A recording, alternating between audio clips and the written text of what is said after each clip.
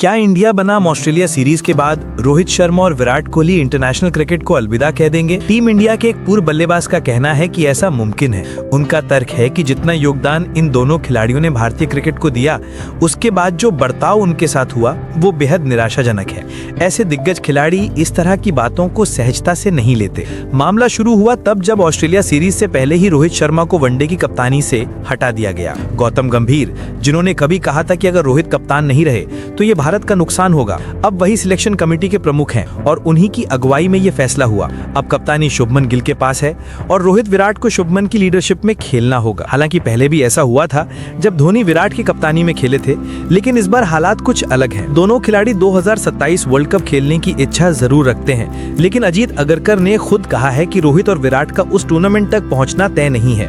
इसी बीच मनोज तिवारी ने भी बयान दिया कि दोनों सीनियर खिलाड़ियों के साथ सम्मानजनक व्यवहार नहीं किया गया और संभव है कि वे ऑस्ट्रेलिया सीरीज के बाद ही रिटायरमेंट की घोषणा कर दें। कहा तो ये भी जा रहा है कि शायद ये सीरीज दोनों के लिए एक फेयरवेल की तरह रखी गई हो, ताकि उन्हें एक अच्छा विदाई मौका मिल सके। अब सवाल यही है, क्या ये सच में एंड ऑफ रोको होगा? मनोज तिवारी ने यह भी कहा कि रोहित शर्मा ने वनडे में शानदार प्रदर्शन किया है। उनका रिकॉर्ड खुद बताता है, कप्तान रहते हुए उन्होंने लगभग 42 मुकाबलों में से 40 मुकाबले जीते हैं। वनडे में उनकी विनिंग परसेंटेज करीब 75% रही है। रोहित ने हाल ही में चैंपियंस ट्रॉफी और T20 वर्ल्ड कप जैसे बड़े टूर्नामेंट जीते और 50 ओवर वर्ल्ड कप में भारत सिर्फ एक मैच हारा था। ऐसे में सवाल उठता है कि जब टीम इतने अच्छे प्रदर्शन के बाद सफल रही तो कप्तानी में बदलाव की जरूरत क्या थी? टेस्ट क्रिकेट में भी कुछ ऐसा ही हुआ था, जब रोहित और विराट को संकेत दिए गए थे कि अगर प्रदर्शन गिरा तो कप्तानी जाएगी।